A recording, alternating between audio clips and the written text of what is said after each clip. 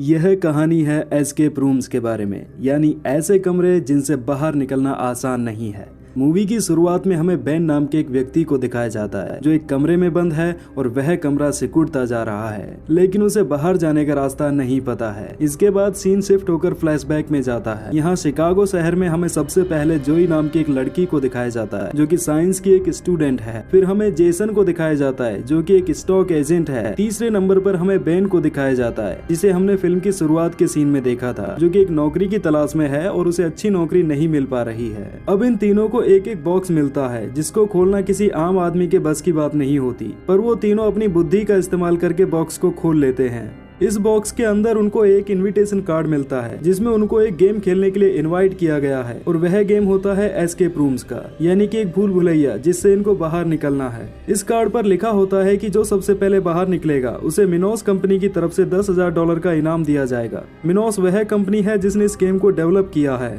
ये तीनों चैलेंज को एक्सेप्ट कर लेते हैं और कंपनी की बताई हुई लोकेशन पर पहुंच जाते हैं। यहाँ इन्हें 3 और लोग मिलते हैं जिनको भी सेम बॉक्स मिला था और सेम इनविटेशन मिला था, जिनमें से एक का नाम होता है अमांडा जो कि एक सोल्जर है, दूसरा होता है माइक जो कि एक ट्रक ड्राइवर है और तीसरा होता है डैनी जो कि वीडियो गेम्स का एक्सपर्ट है और हमेशा वीडियो गेम्स खेलता रहता है। लेकिन इनको रिसीव करने के लिए यहाँ पर कोई नहीं होता है। सभी लोग काफी देर तक उस रूम में बैठकर किसी के आने का इंतजार करते हैं। जब काफी देर तक कोई नहीं आता तो बेन कहता है कि मैं गेम मास्टर के आने तक सिगरेट पीकर आता हूँ, और जैसे ही वह दरवाजे को खोलता है दरवाजे का हैंडल टूटकर उसके हाथ में आ जाता है। सभी लोग दरवाजे को खोलने की कोशिश करते हैं लेकिन दरवाजा नहीं खुलता। वे देखते हैं कि दरवाजे पर एक कंट्रोलर है जिस पर कुछ नंबर लिखे हुए हैं। तभी इन तीनों को एहसास होता है कि गेम शुरू हो चुका है और यही एस्केप रूम है और यहाँ से उन्हें बाहर निकलना है। सभी लोग बड़े जोश के साथ यहाँ से बाहर निकलने का रास्ता ढूंढने लगते हैं। तभी अमांडा देखती है कि यहाँ टेबल पर बहुत सारी मैगजीन्स रखी हुई हैं, जिनमें सभी पर एक ही नाम होता है और वो होता है डॉक्टर वू टेन यू का। ये सभी मैगजीन्स डॉक्टर वू टेन यू के नाम पर आई हुई थी। तभी माइक को यहाँ पर एक किताब मिलती है जिस पर लिखा होता है फ़ारेनहाइट 451, जो कि एक टेम्परेचर जैसा लगता है। जोई उस दरवाजे के कंट्रोलर को 451 पर सेट कर देती है। तभी वे देखते हैं कि कमरे की सीलिंग पर लाल रंग की लाइट जल जाती है जो कि दरअसल हीटिंग कॉइल्स होती हैं, जिससे कमरे का टेम्परेचर बढ़ने लगता है।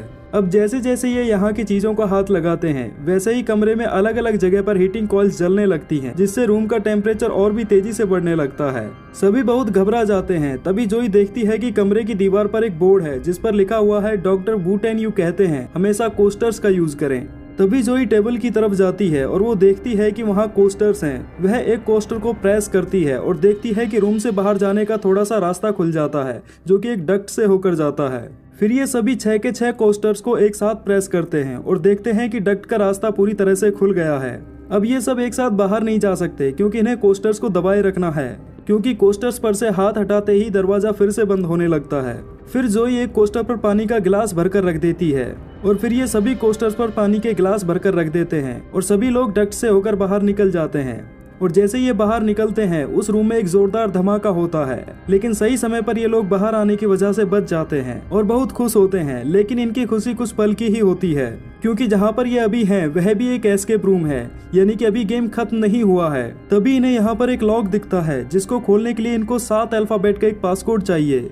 तभी ये देखते कि यहाँ दीवार पर लिखा हुआ है you will go down in history. तभी बेन को याद आता है कि यह एक गाना है जिसे वह एक दिन अपने दोस्तों के साथ कार में गा रहा था और इस गाने में एक नाम आता है और वो होता है रुडोल्फ। फिर ये लोग लॉक पर रुडोल्फ पासकोड डालते हैं और लॉक खुल जाता है और ये कमरे से बाहर आ जाते हैं। यहाँ ये देखते हैं कि चारों तरफ बर्फ ही बर्फ है और ये एक जमी हुई झील के ऊपर खड़े हुए हैं। यहाँ का मौसम बहुत ज्यादा ठंडा है। इन्हें यहाँ से पहाड़ भी नजर आते हैं। जब डैनी इस जगह को एक्सप्लोर करने के लिए आगे बढ़ता है तो वह किसी चीज से टकरा जाता है जो कि एक बड़ी सी स्क्रीन होती है। डैनी उस इनविजिबल स्क्रीन को फिर से टच करता है और उसके नीचे से एक डक्ट ओपन हो जाता है जिससे बहुत ठंडी हवा अंदर आने लगती है और अंदर का टेम्परेचर बहुत तेजी से गिरने लगता है। अगर इन्हें जल्द ही दरवाजा नहीं मिला तो ये ठंड से जमकर यहाँ मर जाएंगे। तभी जेसन को यहाँ पर एक दरवाजा मिल जाता है, लेकिन इसको खोलने के लिए इन्हें पहले चाबी को ढूंढना होगा। ये चाबी को ढूंढने लगते हैं। तभी यहाँ पर इन्हें एक गर्म जैकेट मिलता है और अमांडा समझ जाती है कि उन्होंने यहाँ पर एक जैकेट को जानबूझकर छोड़ा है ताकि वो लोग आपस में लड़ें और गेम से बाहर हो जाएं। लेकिन ये लोग डिसाइड करते हैं कि ये बारी बारी से जैकेट को पहनेंगे और जैकेट को सबसे पहले जोई को दिया जाता है।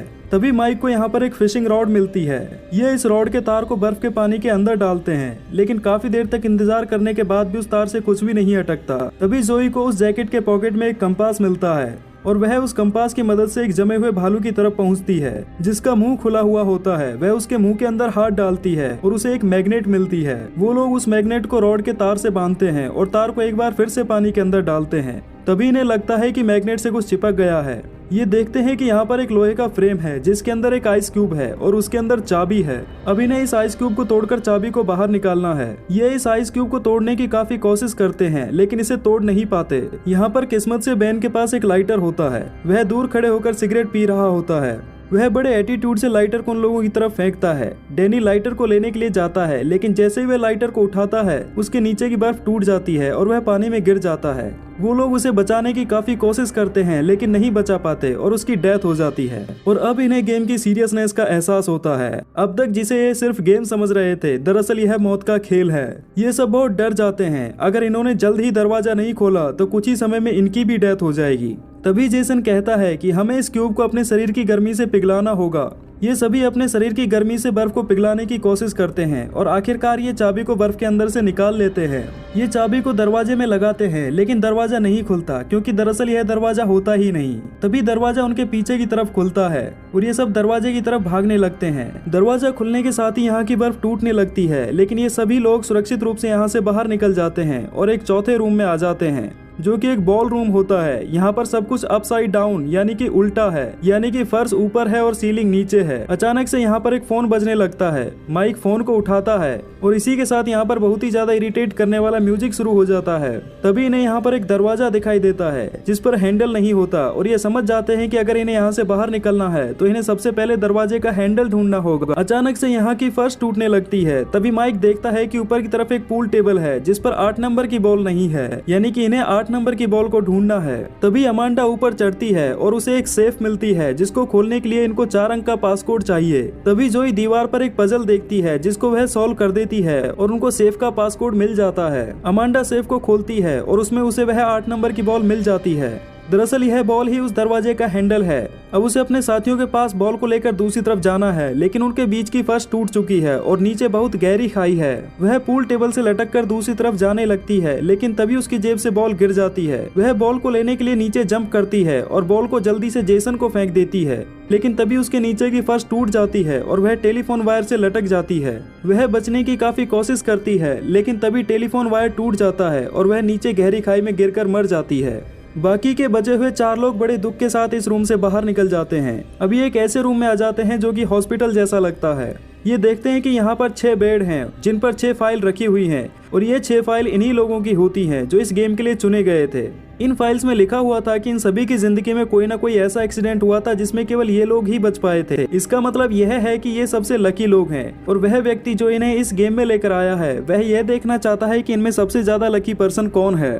तभी टीवी पर से आवाज आती है, टेस्टिंग योर लिमिट्स, यानी कि अपनी लिमिट्स को चैलेंज करो। और इसी के साथ टीवी पर 5 मिनट का काउंटडाउन शुरू हो जाता है। तभी माइक को यहाँ पर कुछ एक्सरे फिल्म्स मिलती हैं। बेन बताता है कि ये एक प्रकार की साइन लैंग्वेज है और इन साइंस का मतलब है ईकेजी, यानी कि इलेक्ट्रोकार्डियोग्राफी। अब इन्हें यहाँ पर ईकेजी मशीन को ढूंढना है। तभी जेसन की नजर एक पॉइजन के सिलेंडर पर पड़ती है और वह समझ जाता है कि काउंटडाउन के खत्म होने के साथ ही यहाँ से जहरीली गैस का रिसाव शुरू हो जाएगा। तभी जो यहाँ के सभी कैमरा को तोड़ने लगती है क्योंकि उसका मानना है कि अगर हम उनको दिखते रहेंगे तो हम यहाँ से कभी भी बाहर नहीं निकल पाएंगे। कुछ देर बाद जेसन को ईकेजी मशीन मिल जाती है। वह माइक और बेन से कहता है कि हमें ईकेजी मशीन से अपने हार्ट को कनेक्ट करना होगा ताकि इस पर सही रीडिंग आ जाए और दरवाजा खुल जाए। जेसन सबसे पहले मशीन को बेन के हार्ट से कनेक्ट करता है लेकिन सही रीडिंग नहीं मिलने की वजह से दरवाजा नहीं खुलता। फिर वह माइक पर ट्राई करने के लिए मशीन को माइक के हार्ट से कनेक्ट करता है और वह माइक से कहता है कि तुम्हें अपनी हार्ट रेट को बढ़ाना होगा। इसलिए वह माइक को इलेक्ट्रिक शॉक देने के लिए कन्विंस करता है। अब वह माइक को इलेक्ट्रिक शॉक देता है जिससे माइक की हार्ट रेट बहुत ज्यादा बढ़ जाती है और उसकी डेथ हो जाती है, लेकिन फिर भी दरवाजा नहीं खुलता। तभी जेसन को रियलाइज होता है कि उन्हें हार्ट रेट को बढ़ाना नहीं बल्कि कम करना है। अब जेसन मशीन को खुद के हार्ट से कनेक्ट करता है। इसी के साथ यहाँ पर जहरीली गैस का रिसाव भी शुरू होने लग जाता है। जेसन अपने माइंड को कंट्रोल करता है और वह अपनी हार्ट बीट को डाउन करने की कोशिश करता है। कुछ देर बाद हार्ट बीट की सही रीडिंग आ जाती है और एक दरवाजा खुल जाता है। जेसन और बेन उस दरवाजे से निकल जाते हैं लेकिन जोई उनके साथ नहीं जाती क्योंकि उसका मानना है कि अगर वो गेम्स के रूल के हिसाब से चलेंगे तो वो कभी भी बाहर नहीं निकल पाएंगे। और कुछ देर बाद जहरीली गैस की वजह से जोई बेहोश हो जाती है और जेसन और बेन एक और रूम में पहुंच जाते हैं। यहाँ पर इन्हें एक गोल हैंडल दिखाई देता है। ये दोनों मिलकर उस हैंडल को घुमाते हैं जिससे एक ढक्कन खुल जाता है जहाँ से नीचे जाने का रास्ता होता है। लेकिन इस हैंडल पर एक बहुत ही खतरनाक ड्रग लगा हुआ था जो इनके हाथों में लग जाता है और इनको इल्यूजन होने लगता है। इन्हें यहाँ पर सब कुछ पिघलता हुआ नजर आता है। तभी बेन देखता है कि ढक्कन पर लिखा हुआ है कि चाहे तो यहाँ से चले जाओ पर अच्छा होगा कि पहले एंटीडोट को ढूंढो।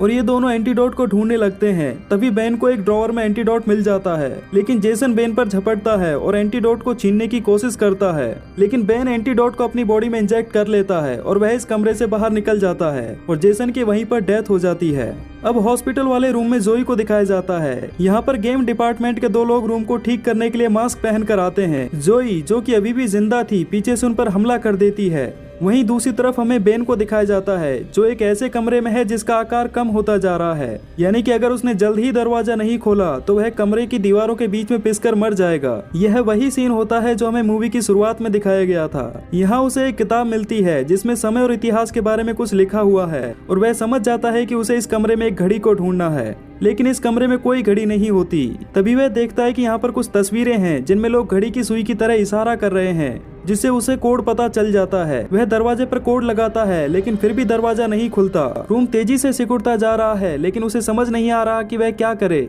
वह रूम के फायर प्लेस में अपने आप को छुपा लेता है। तभी उसके सामने एक दरवाजा खुलता है और वह कमरे से बाहर आ जाता है। अब उसके सामने गेम मास्टर आता है और उससे कहता है कि हम प्रत्येक वर्ष इसी प्रकार के गेम्स का आयोजन करते हैं जिसमें हर साल अलग अलग कैटेगरी के लोगों को लेते हैं। और वह बेन को बताता है कि हमारे कस्टमर वो लोग होते हैं जिनमें आज भी जंगलीपन और दरिंदगी भरी हुई है।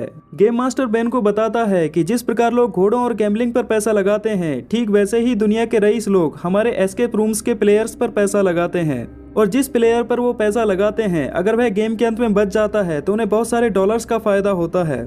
बेन को लगता है कि वह जीत गया और अब उसे यहाँ से जाने दिया जाएगा, लेकिन यह उसकी गलत फहमी थी। गेम मास्टर उसको मारने की कोशिश करता है, लेकिन तभी जोई वहाँ पर आ जाती है और गेम मास्टर पर गोली चला देती है, लेकिन वह बच जाता है और जोई पर हमला कर देता है। लेकिन जोई और बेन मिलकर उसको खत्म कर देते हैं और ये दोनों एस्केप रूम से बाहर आ जाते हैं। बेन घायल हो जाता है और उसे हॉस्पिटलाइज कर दिया जाता है। जोई पुलिस को लेकर यहाँ आती है, लेकिन उन्हें यहाँ पर अब कोई सबूत नहीं मिलता क्योंकि यहाँ से सारे सबूत पहले ही गायब कर दिए गए थे। जोई डिटेक्टिव को बताती है कि इस रूम की सीलिंग पर हीटिंग कॉइल्स थी, लेकिन डिटेक्टिव कहता है कि लेकिन यहाँ पर इसका कोई सबूत नहीं है। जोई कहती है कि बेन ने भी ये सब अपनी आंखों से देखा था, आप चाहे तो उससे कंफर्म कर लें। इस पर डिटेक्टिव कहता है कि मेडिकल रिपोर्ट में उसकी बॉडी में 3 तरह के ड्रग्स पाए गए हैं और इस वजह से पुलिस को उन दोनों की बात पर भरोसा नहीं होता। तभी जोई देखती है कि यहाँ दीवार पर लिखा हुआ है नो वे आउट, और जब वह लेटर्स को डिसअरेंज करती है तो बनता है डॉक्टर वू टेन यू। यह उसके लिए एक सीक्रेट मैसेज था जिसका मतलब था कि गेम से बाहर जाने का कोई रास्ता नहीं और अभी भी गेम खत्म नहीं हुआ था। 6 महीने बाद जोई बेन से मिलने जाती है और उसे न्यूज़पेपर की कुछ कटिंग्स दिखाती है जिनमें उनके 4 साथियों की मौत के बारे में बताया गया था, जो कि बिल्कुल गलत तरीके से बताया गया था। जोई बेन को बताती है कि अगला गेम मैनहट्टन में होने वाला है और उसके पास मैनहट्टन की फ्लाइट की 2 टिकट्स हैं। अगला सीन मैनहट्टन का है जहां एक प्लेन सिमुलेटर पर अगले गेम की तैयारियां चल रही हैं। यहाँ पर इनके पास जोई और बेन की इन्फॉर्मेशन भी होती है और ये लोग जानते हैं कि वे किस फ्लाइट से यहाँ आने वाले हैं। इसी के साथ मूवी यहीं पर खत्म हो जाती है। इस फिल्म को 2 भागों में रिलीज किया गया था। यह इसका पहला भाग था जिसको 2019 में रिलीज किया गया था। अगर आप इस फिल्म के दूसरे भाग का भी एक्सप्लेनेशन देखना चाहते हैं तो आप हमारे कमेंट बॉक्स में जरूर बताएं।